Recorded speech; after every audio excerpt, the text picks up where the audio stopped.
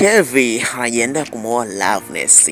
Huku katika upande mwingine bana, anaonekana Latifa, binti Latifa, akiwa anajiandaa kwenda wapi? Anajiandaa kwenda nyumbani kwa Kevin.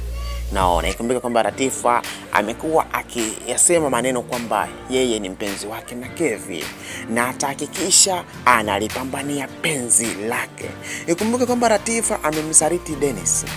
Naona ameiba pesa zaidi ya milioni 200 kwa ajili ya Kevin, kwa ajili ya kumsaidia Kevin kupata kampuni.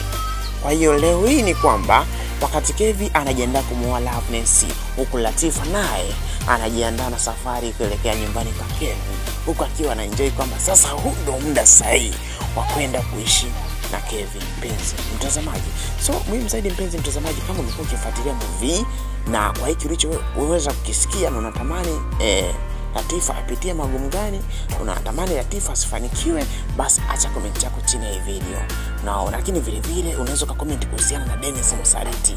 Unatamani Dennis apitie magumu gani mpenzi mtazamaji? Lakini wakati unafanya hivyo vyote mpenzi mtazamaji, usisahau kufanya jambo moja ambalo ni muhimu sana kwako, kubonyeza alama ya subscribe. Kubonyeza alama ya subscribe maneno meusi itakuwa rahisi zaidi kwako kupata taarifa kuhusu maendelezo ya tamthilia yetu. Lakini kama upo TikTok pia usahau kutufollow.